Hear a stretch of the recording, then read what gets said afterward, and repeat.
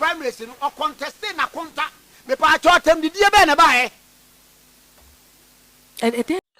Abuza from mamu nyina makwaba e de bagana and Sem TV so. But one more this be like video, no be subscribe to the channel, no what turn on notifications. Say be next time. Videos of this nature eba also sabit makabina so watch the comment section ho.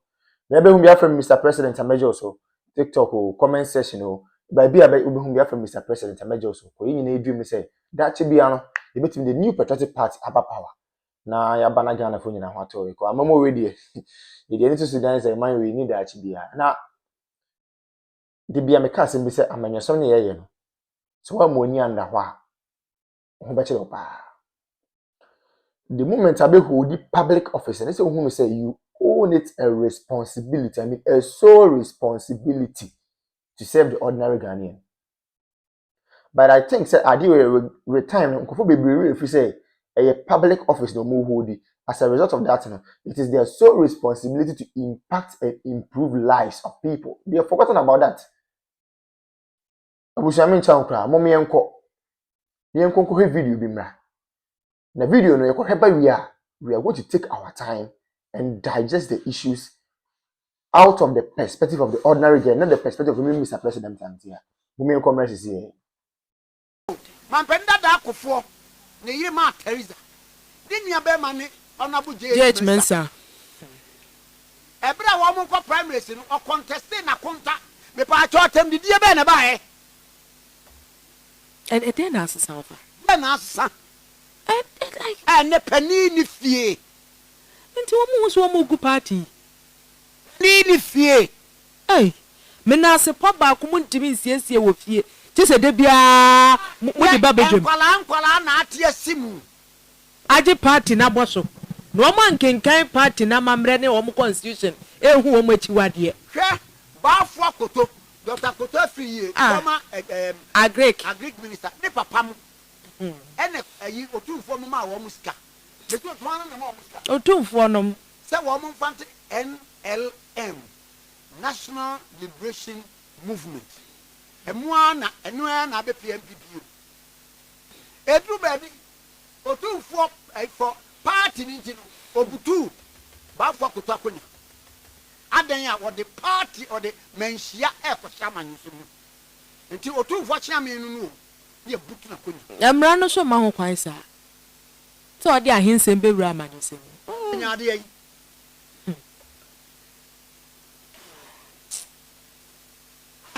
Enne MPP suban ni se. Me tie biam se aye serious over. Se enti we pa no kwa ba na mu sa. Ko da wo yi a. Na ni so ne di shade ye sei. Se a whole doctor na ni. Sa oni doctor enya adwene wo bibia ho a. Ye di panimu no atem. Kire wadwen. Ubetimi a kire wadwen bra wo ni atem. Na ye nya pani bia ma ne ntia no. Ye ntime ntwe sa nipa na so. Enti e be den na foforo so tieti a wono so hwe so no wanye the same thing. Me busa question wa ha say. Oh, Wo a wo kan kire ko kase. Onko didi wonko didi ona bo kene dia akunfa gwaja. Ayu. Wo se wo de nya obi a na hye wo. Na emom wo didi ona bo kene dia akunfa gwaja po. Na de wo so no ye kan ma wo a wo se nya wo na ahye no no. Ana afan ka je kaje mensuma wo se ko kama sem. Tie. Mensuma so se wa anka de ane wo na asma no. No why dia? Silence means what? Anya consent. I don't know why. So when to me answer chire wo se aduasa mienu ankyire mu se anya wo a antia ni pa no ma na nya ya. Nya wa na ye de beta go na nka why. No see bi obi tie so your friend discipline committee. Did the doctor na ne atem. Your friend discipline. Omo nyina na nam ho fa. Party na mo ye ni se. Ba to tie asema me kan. You offer. Mentin free on abo kere ye ku gba Japan. Okay. Me friend. Sika. O spending your prime minister mu. Emu bia mo a ye de me ma mo anfa anko. Ebo $100 million. Ese nkrofo to. The man is the businessman. It's $100 million no kwa no. And ye munni se mo ba ye sa no. Mo ba ye bibia tia no. Se mo ja ye nanka papa no di 10 million bia for every region be a factory. Any some George mo edi di na do atem ene yewura Dr. Bawumia ene omunye ministers ebi nye CEOs nti yebeka akyere mo se yewura Excellency John Dramani Mahama satam no oka kyere mo so omundidi yewura Dr. Bawumia ene na nado atem no oba obema ministers ene CEO ana yebusa mo eti atem didie no omudidi ye no ene esofa so no omudie boni ben kwa na MPP ni bia koya makwache na oni Dr. Bawumia kwatwa picture mu ka kire se yewura Dr. Bawumia ene ka kire se onkoye saade ne boni ben obia ni wa okodi boni amakwache na oni Dr. Bawumia kwatwa picture obia ni ho obia nye boni o kroma sei ensema enemu titi mu ka de chensa sebe mu fa yewura na nado picture na mu de sebe akati abeton ni na esi wo kroma sei ya nchi obia yewura Dr. Bawumia ondi obi atam da ene wonye corruption da vice president Ben oba Ghana asya ye betimi na to yewura Dr. Bawumia ebinsi da mi tro challenge you am million men this for vice president Ben ene ba kromu a yewura Dr. Bawumia ne nim dia ne nyansa wo de boa o manwe vice president Ben abebi da obi no vice president yetimi de ne toto president yewura Dr. Bawumia no a vice president o eso ne de ne to president ebiasu okromada mon pen kure yewura Dr. Bawumia ni nimdie ba ko a wode ba ya Ghana card ene NIA NDC fo ene ya fo omadwuma wo Ghana card office obekọ eyenuanu NDC fo na tete wo mumbusa mo se ma ban we ba ye wa kreti adwuma kura mo manya bia ye enye yewura Dr. Bawumia dawroma eka yara koku ane wo ye NIA siwo ekokofa adwuma we he nti wuda na nkama bompa ya ma yewura Dr. Bawumia se eka MPP sabe ba ba 2028 2029 omumboa na nkomu kreti sa adwuma bebre na nkamo mo embre bi 80 mu ba na nkama benya bia ye ka kire mo this time around ye nkɔ ne sawo dabi ye trauma wo bia fa yewura Dr. Bawumia ni mbefom ye be protect mine rough ye be protect ne rough etima ye ready yeso ye be ready atwen mo yeso ye be ready atwen mo inshallah it is possible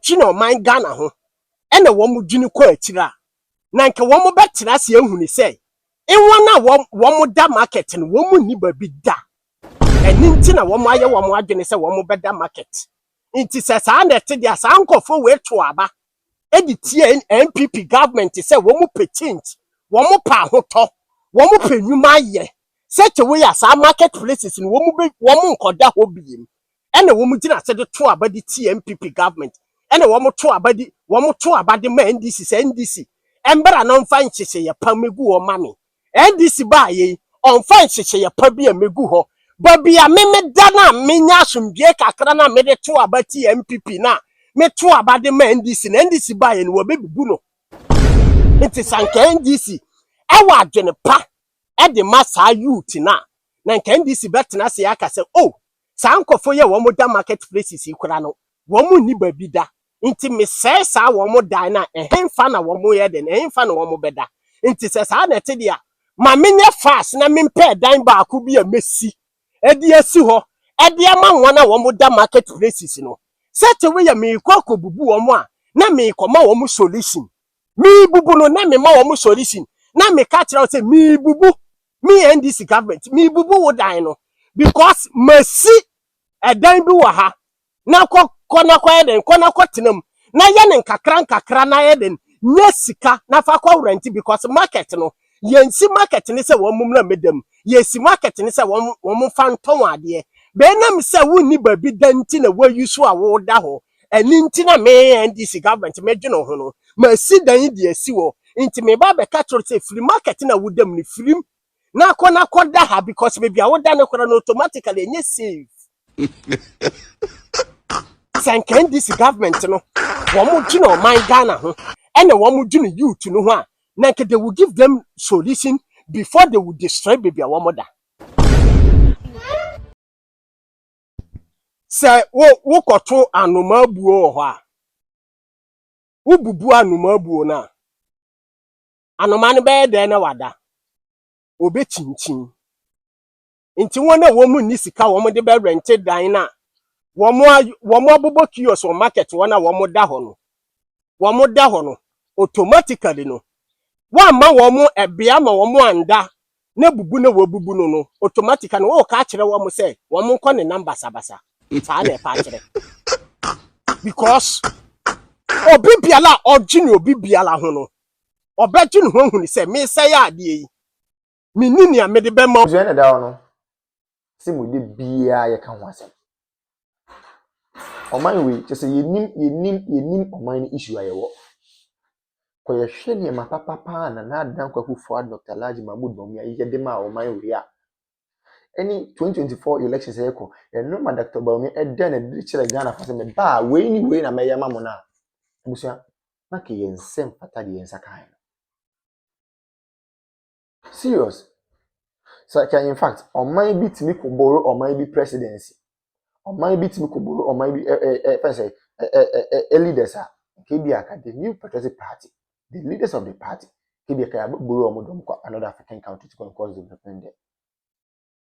For the first time in the history of the country, we have generalized free senior high school. The word is generalized. For the first time in the history of the country, we have active drone delivery systems. For the first time in the history of the party and of the country, yetimi enya active and well facilitated health facilities across the length and breadth of the country. Agenda 111. We may say impoyen because the agenda na the person here number of hospitals in the person is yentime because of time. But those ones yetimi we component, go and see how they have been operationalized. And then me look at say we have some of the hospitals in fact, yeah, equipping hospitals not all right, but because of political tantrums and political gains, many look at say yeah, hospitals and they go sana no me say. It is a Kenyan who say na no me na be ya. This is kind of they was say go to me who say oh, I mean say almost same people ya for. Name my comfort ma sacrifice discard to what their hospitals na most of them ya for. A comfort ma facilitate me say on be fund free seniors most of them ya for. You say any Ghana for debut. Na friend na tables na 10 afi dem mokeke kakaka. Why are they shouting? Obi ankara no ntum ne nko no ho. Asofo no monko ma no ntu with the greatest of respect. Omonko ma no ntu ne nko nyina ye ho. Chief imam for no nko ma no ntu ne nko nyina ye ho. Politicians ne nko ma no ntu ne nko nyina ye ho. Marketing men no monko ma no ntu ne nko nyina ho. Obi ankara no ntu ne nko nyina ye ho. 2020 do they will know the way forward. Yeti kroma obi so ono oba ono the credit scoring system beba mo so open konketenkete. Nanze bibi ni na nkasa de se bi ye bibia yanketenkete ya adwen yanketenkete ye bibia ye bia invest square ye yanketenkete. We want everything in pieces. We don't want everything in bulk. Adi asem kra ni. Obi ma credit scoring system also open konketenkete. Obi introduce electric or electronic bus systems, most open konketenkete. Is any one. You people chose policy, you people chose music over policy. Then you tell me ho papa na fe na mbusu wa kire me. Me na wo ne wo sia kire me sabi me na me ko ka kire Rajon Dramani ma say o mema was come to butu one. Ye wa ha. Digitalization ye start say ye mo se dabi. Digitalization and to kinki. Nti mo pe kinki sika. Nti amamu papa na ba o mo ma mo kinki amamu a ade na mo kam. Ye wo krom ha ya. And the Rajon Dramani mama ko gina efese enkanfo mu gafo ka chom say oh gafo de oh na mo de onye kinki na mu hia digitalization bia e na gafo so okay ne beto ba na ma boom mo to ba ma kinki government etimi am say dey ko ye kra de menu now to me hu letter bi a yokofo chro ye eba council of state member Volta region na me say fiam eh Remona Chapa ya hype ni say where ye can say Israel train but the issue is true. Okwe ni letter now was say council of state member no wo former staff emanam one which is never true. Onya juma order and onya juma order amanam one for the first time nam one I post. Oh yes, nam one I post. Yeah, no catch you be say o di pa ne boa.